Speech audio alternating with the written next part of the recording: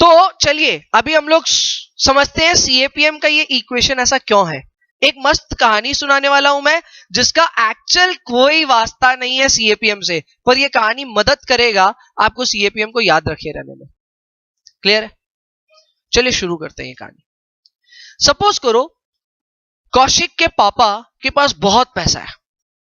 मैं हूं investment adviser. क्या हूं मैं? इनके पापा के पास पैसा तो बहुत है, पर सारा पैसा कहां लगा देते पता है? एफडी में। एफडी में ब्याज कितना आता है? 6-6.5%। क्यों लगाते हैं? इसके पापा बोलते हैं भाई दुनिया में बहुत लोग धोखाधड़ी करता है, हमको रिस्क नहीं लेना है। तो पापा बिना रिस्क के कहां लगा रहे हैं? एफडी में। ऑल्दो मैं ये एक डिस्क्लेमर दे दूं कि एफडी में लगाए हुए पैसे जरूरी नहीं है कि क्या हो, रिस्क फ्री हो। रिस्क फ्री एफडी का रेट का फर्क नहीं पड़ता है। बैंक ही डूब गया तो, बैंक ही डूब गया तो टेक्निकली एफडी रिस्क फ्री नहीं होता है। पर अपने ना स्टूडेंट कम्युनिटी में हम लोग समझ ही नहीं पाते रिस्क फ्री होता क्या है। तो एक बार मैं आपको सिर्फ अजम्पशन लेने के लिए क्या बोल रहा हूं, एफडी क्या है? रिस्क फ्री है, कोई रिस्क नहीं है। आज तक कभी बैंक डूबी नहीं है, जल्दी से नहीं डूबती है। तो सपोज करो कौशिक के पापा सारा पैसा कहां लगाते हैं? एफडी में। एफडी में जो लगा रहे हैं, इनको जो भी ब्याज मिल रहा है ना, उसको हम लोग बोलेंगे रिस्क फ्री रेट। क्या बोलेंगे? तो रिस्क फ्री रेट सपोज करो हो गया 6%। कितना परसेंट हो गया? क्लियर है क्या?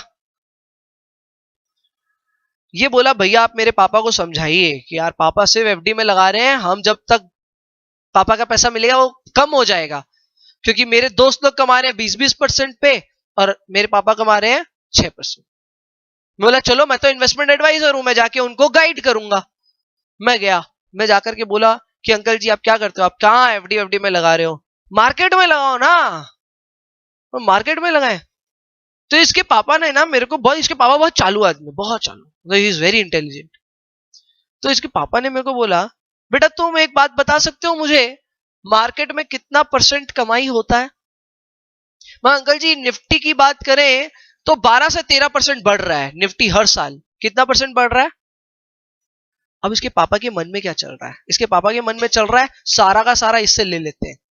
अगर हम मार्केट में पैसा लगाएंगे तो पूरा का पूरा पैसा किससे ले लेंगे? इसी से। ये अगर 12 कमाएगा ना मार्केट में, पूरा पैसा किससे ले लेंगे? इसी से। इसको कुछ नहीं देंगे। अब सीधा बोल देंगे तो खराब लग जाएगा ना मेरे को। पापा अगर 12% मेरे को सीधा बोल देंगे तो खराब लग जाएगा। तो पापा थोड़ा घुमा के बोले, गौर कीजिएगा। पापा बोले देखो बेटा हमको 6 तो मिलता ही है, मिलता है ना। अब तुम बोल रहे हो हम शेयर मार्केट में पैसा लगाते, तो बेटा इतना बात तो तुम समझते हो ना, शेयर मार्केट रिस्की है।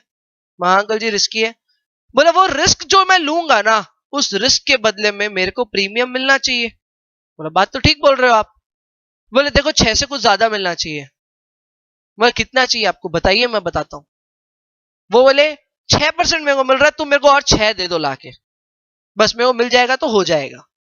मेरे को बोले बस बस बस तुम आ जाओ अगले दिन हम तुमको चेक दे देंगे। मेरे को कैलकुलेशन का टाइम ही नहीं दिए। अब मैं निकल गया। उन्होंने क्या किया, पूरा 12% मांग लिया। टेक्निकली मैं मार्केट में कितना परसेंट कमाऊंगा? 12%। उन्होंने पूरा 12 मेरे से मांग लिया। कैसे मांगा? उन्होंने बोला मार्केट पे क्या रिटर्न है? मैं बोला अंकल जी 12%। कितना परसेंट? तो उन्होंने बोला बेटा 6 तो मुझे चाहिए, इसके अलावा तुम मुझे 12 माइनस 6 मतलब और कितना दे देना? 6 और दे देना। टेक्निकली देखो 6 कट रहा है, कितना मांग लिया हमसे? पूरा 12। और मेरे को ख्याल नहीं आया, मेरे को समय नहीं दिए, मैं निकल करके आ गया। क्लियर है? फिर मैं भी कुछ स्ट्रैटेजी लगाया। बोले वो शेर तो मैं 1.25 शेर। तो मैं अगले दिन गया, बोला अंकल जी आइए चलिए फिर आज चेक दे दीजिए। तो इसके पापा भी चौंक गए, क्या बात है पूरा का पूरा 12 तो हम ले लेगा इससे, ये इतना क्यों उछल रहा है? तो मैंने बोला अंकल जी चेक दीजिए चेक दीजिए। तो बोले कहां पैसा लगाओगे? मैं अंकल जी हम लगाएंगे आपका पैसा आईटीसी में। किस में लगाएंगे? इसके पापा बोले रुको रुको रुको 1 मिनट, क्या बोल रहे हो तुम? मैं अंकल जी आईटीसी में लगाएंगे, बात हुआ था ना अपना पैसा इन्वेस्ट करने का। भाई नहीं, बात तो हुआ था मार्केट में इन्वेस्ट करने का। वो तुम तो आईटीसी में लगा रहा है। हम अंकल जी हम समझा नहीं आपका बात। वो देखो बेटा हम सट्टा लगाते हैं और हमको इतना मालूम है ये सट्टा लगाना कि टीम इंडिया जीतेगा कि नहीं जीतेगा आसान है, ना कि ये सट्टा लगाना कि विराट कोहली सेंचुरी मारेगा कि, समझिए क्यों? क्योंकि विराट कोहली सेंचुरी मारे नहीं मारे पता नहीं, टीम इंडिया को जिताने वाले और 11 खिलाड़ी हैं, 10 खिलाड़ी और हैं, कोई तो चल जाएगा। एक भी जन 50 भी मारा तो जीतने का प्रोबेबिलिटी बढ़ जाता है। आजकल तो स्टार स्पोर्ट्स में दिखाता भी है कि इतना मार दिया तो 70% चांस है कि आपकी टीम जीत जाएगी वगैरह वगैरह। क्लियर है? तो मैं ये बोल रहा हूं हमेशा एक झुंड पे काम करना कम रिस्की होता है, अकेले काम करना ज्यादा रिस्की होता है। और वो क्या सोचे थे मैं पैसा कहां लगाऊंगा? निफ्टी पे। और निफ्टी में कितने शेयर होते हैं? 51 शेयर अभी करेंटली। और मैं क्या बोल दिया? आईटीसी। तो बोले बेटा इससे तो मेरा रिस्क बढ़ जाएगा। अंकल जी अब बताइए अब क्या करूं मैं आपके लिए? बेटा सुनो, बड़ा आसान है। मैंने ना अभी अभी एनालिसिस की है और पता किया है कि आईटीसी ना डबल उधमखोर है। बोला डबल उधमखोर मतलब? बोले यार मार्केट कोई दिन 1% बढ़ता है ना, आईटीसी 2% बढ़ता है, और मार्केट 1% घटता है तो आईटीसी 2% घटता भी है। बोले बात तो ठीक बोल रहे आप, हो रहा है ऐसा। वे तो मैं ये कंक्लूड करना चाहता हूं कि आईटीसी 2 गुना ज्यादा रिस्की है मार्केट से। मार्केट अप डाउन होता है माना, आईटीसी तो उससे डबल अप डाउन हो रहा है ना। बोला बात अंकल जी ठीक है। तो बोले आईटीसी पे अगर मैं इन्वेस्टमेंट करूंगा तो मुझे चाहिए कितना? 6 तो एफडी का मिल ही रहा था, बाकी 6 जो मैं तुमसे मार्केट पे मांग रहा था, पर मार्केट नहीं है ये तो क्या है? स्टॉक। तो उस पे कितना लूंगा मैं? डबल। तो 12 यहां हुआ, 6 यहां हुआ, सब मिला के कितना परसेंट मांग लिया हमसे? आई होप लॉजिक तो समझ में आया होगा आपको, इसका कहानी का लॉजिक समझ में आया। एक इन्वेस्टर सबसे पहले यह सिक्योर करता है कि वो बिना रिस्क लिए जो कमा सकता है वो तो उसको मिलना ही चाहिए। उसके बाद ये जो अंदर वाला कंपोनेंट है ना, इसको हम लोग बोलते हैं मार्केट रिस्क प्रीमियम। क्या बोलते हैं? क्योंकि ये सिर्फ उतना प्रीमियम है जितना मार्केट में इन्वेस्ट करने के लिए चाहिए। और फिर उसको इनटू किससे करते हैं? बीटा। क्योंकि beta is a systematic risk measure. Systematic risk measure का मतलब क्या होता है? मार्केट के अनुसार तुम्हारे में क्या क्या बदलाव आता है। तो 2 गुना बदलाव आया तो इंटू 2 कर दिया। क्लियर है क्या? पर आई होप आप ये गलती नहीं करोगे एग्जाम में कि इस फॉर्मूले को कुछ इस तरह बना दो आप। ये मत बना देना भैया फॉर्मूला, समझ रहे हो ना? नहीं तो 18 की जगह कितना देना पड़ जाएगा? 24। और वो लॉजिकली गलत भी है। रिस्क के बदले डबल रिस्क हो गया, हम देंगे उसका पैसा। कौन सा एफडी है जो 12% ब्याज दे रहा है? ये 6% तो एफडी का कमाई था ना। कौन सा एफडी है जो 12% दे रहा है? तो हम उस पे काहे को डबल दें? हम डबल नहीं देंगे। हम डबल किस पे देंगे? सिर्फ रिस्क प्रीमियम पे। Got the point? Jokes apart, ऐसी कोई कहानी नहीं है। जोक्स अपार्ट, ऐसी कोई कहानी नहीं है। पर यह कहानी की वजह से आपको सीएपीएम याद हो गया है। क्लियर है? अब आप समझिए हम बात किसकी कर रहे थे? Cost of equity. Cost of equity तो किसी शेयर का होता है ना, और शेयर किसी कंपनी का ही होता है। तो ये सारी बातें तो घूम फिर के लागू तो हो ही गई।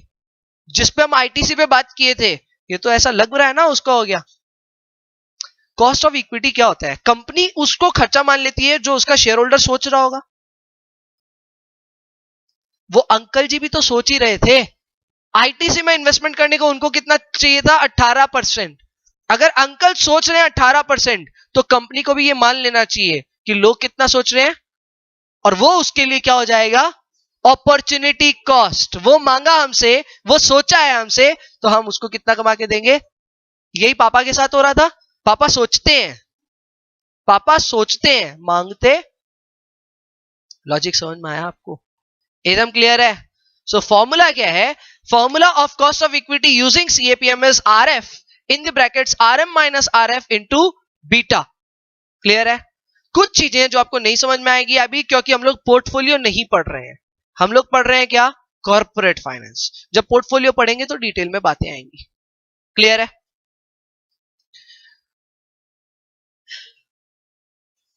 अब यहां ये समझिए ये ट्रेजरी बिल क्या होता है। ट्रेजरी बिल होता है अगर सरकार खुद कोई बॉन्ड या बिल उतारे ना, तो उस पे जो वो ब्याज दे रहा है वो रिस्क फ्री हो जाएगा। सरकार अगर बॉन्ड उतारे उस पे जो ब्याज दे वो क्या हो जाएगा, रिस्क फ्री रेट। मतलब मैं बोल रहा हूं सरकार के बिल पे इन्वेस्टमेंट करने से कोई रिस्क नहीं है। क्यों नहीं है? सरकार का कौन सा गारंटी है? सरकार नहीं डूब सकता है? सरकार नहीं डूब सकता है क्या? ग्रीस का डूब ही रहा है, नहीं डूबेगा।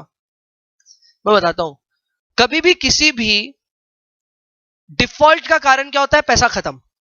सरकार के पास कभी नहीं होगा। All they have to do is call RBI, भाई नोट छाप के दे।